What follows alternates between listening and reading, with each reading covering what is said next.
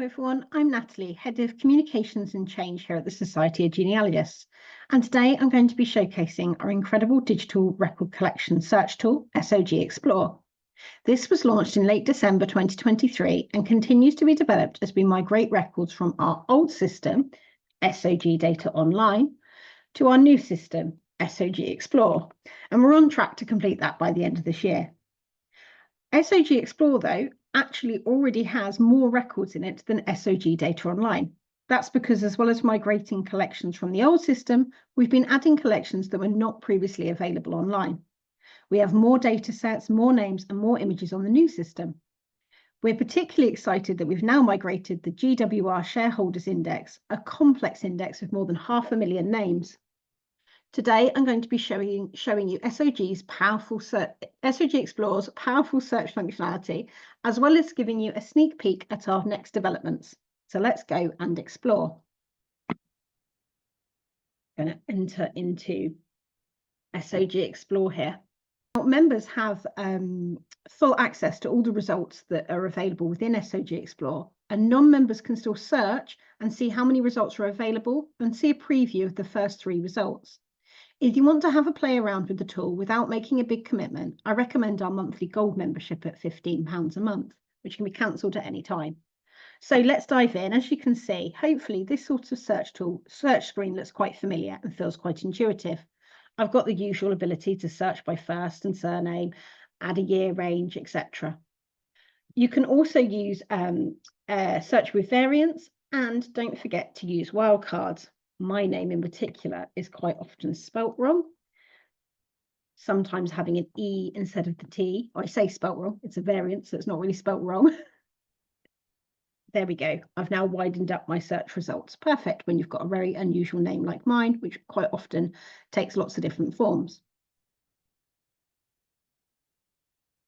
Now, as exciting as it is to see the Pithers results there, I think probably the most exciting feature about SoG Explore is this keyword search box. This is really powerful because it allows you to search across multiple fields that have been digitized or indexed. I'm going to search for the word drowned.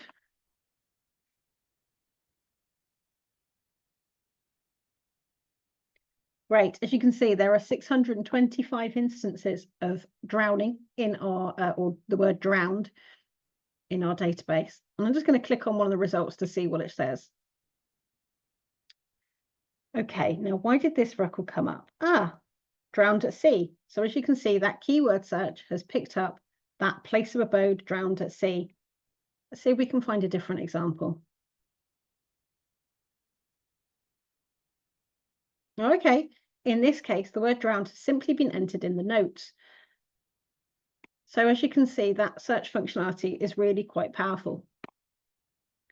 But keywords on its own is as exciting as keywords is as a one-word search. I think where it really comes into its own is in the way that you can combine it with different search options. So I'm going to clear my results. Now, let's say I'm searching for the surname Smith.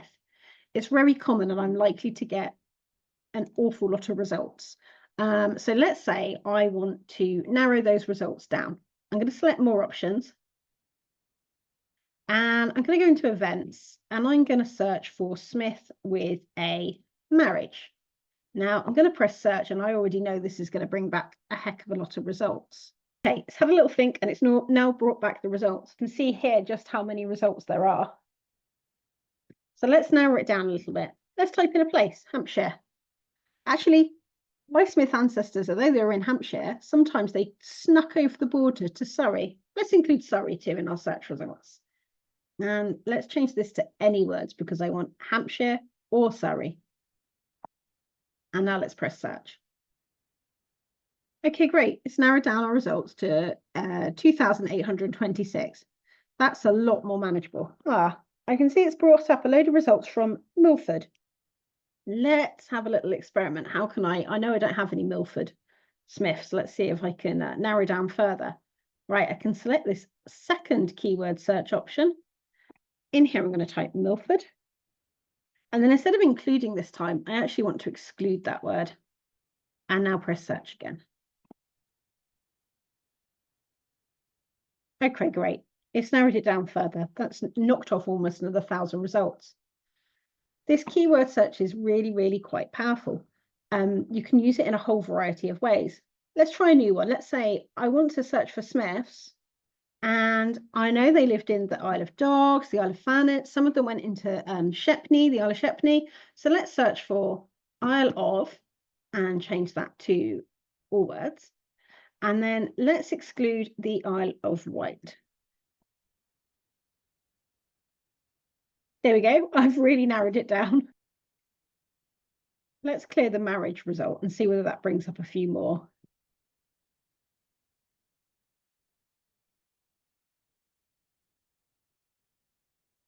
Yeah, I've now got 43 Smiths that did something in a Isle of that is not the Isle of Wight. I'm sure you can think of much more inventive and creative ways of exploring this tool than I can, particularly to your own research, but I hope you agree it's pretty powerful. It's also not the only option available. I can narrow down even further. I can look for a Smith, for example, that is getting married. And I can even select a subtype of marriage and is getting married perhaps to another Smith. And of course, if that was too narrow, I can then just go back and clear some of these sections. Let's remove that keyword. And let's see if there are very many more Smiths with a relationship with another Smith. And let's choose of spouse, marriage, search. That's brought us back 2,408 results. Now, all these results are great, but what can you actually do with them other than just see a list? We probably want to see a bit more than that.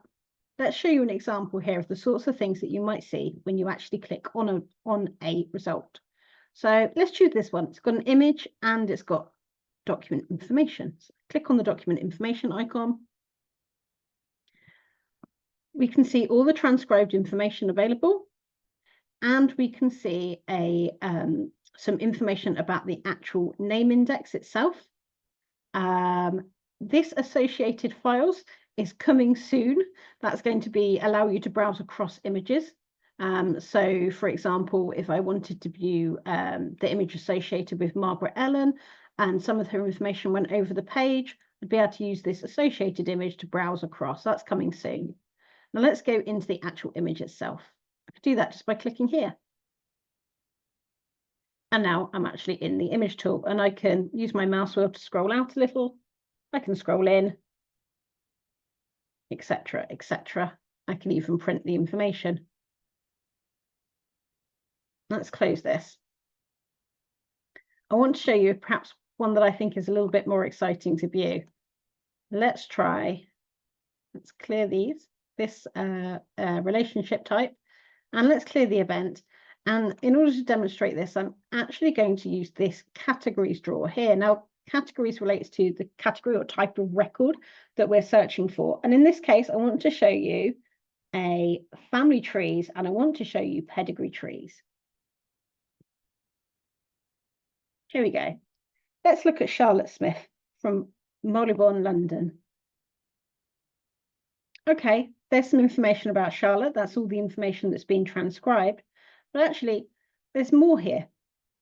We can see there's an image link to a family tree. Now, if I click on information on this thumbnail associated file with Charlotte,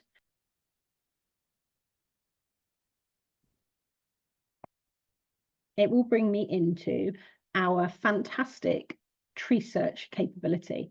Now, this shows not only Charlotte, but everybody else that is on this pedigree tree. I can change my viewpoint, so I can view a digitized version of the tree that might be perhaps easier to read. Or I can view the actual tree itself. And also here I have a list of names, and I can resize these as I like. Now, this is something that we're currently building out, so that way of accessing it by clicking on the image will get easier. And there are just one or two elements to iron out, but it is there, it is usable. I'm just going to try typing in here as well. Oh, look, there's Charlotte Smith. Actually, I don't really think I want to look at Charlotte Smith anymore. I think I'd quite like to look at this child chap. If I click on him, you can see the tree has renegotiated itself to Charles. Now I can still view that on the original by scrolling in, or move this across, scroll out a little bit with the wheel of my mouse. It's me moving the wheel of my mouse, drag it and pin it across, and I can view the tree from Charles upwards. It's a really powerful tool for navigating pedigree trees. This one isn't particularly huge, but some of them really are quite massive. So that's a quick run through of some of the existing functionality of SoG Explore. Okay, so that's some of the existing functionality of SoG Explore. I now want to show you what's coming next. So we know that some people really like to dig deep into a particular record set. So I'm just going to close this version of SoG Explore so I don't confuse myself. Now this is still in testing. It's not live yet. We're still building it out. We're still making improvements. But it will be essentially your card catalogue, your A to Z of record sets, so that you can search a specific record set. Now let's type in one that I know that we have, Boyd. There we go. There's the Boyd record sets that we have. And this one here, Boyd Inhabitants of London, is a nice one to try because it's not too large to search. I'm going to click on this search icon.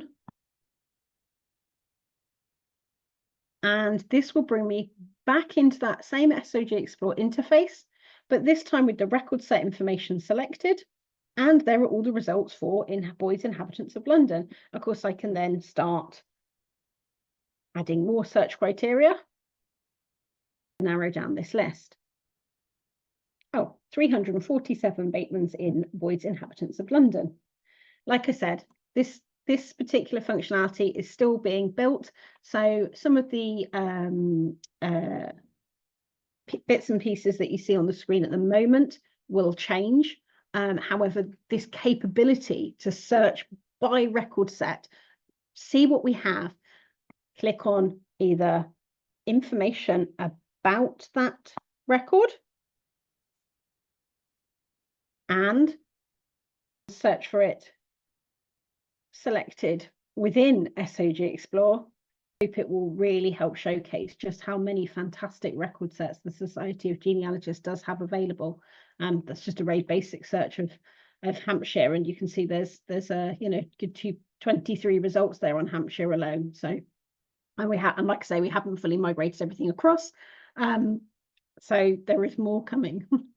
I hope you enjoyed that whistle-stop tour of SoG Explore. Please do check it out on our website. Please do go and test it yourselves. You can find it under Research Hub, search collections online, and of course members can unlock that full search results, and you can join from as little as £15 a month with Gold membership, which also comes with a host of other benefits, which I highly recommend you check out. Thank you.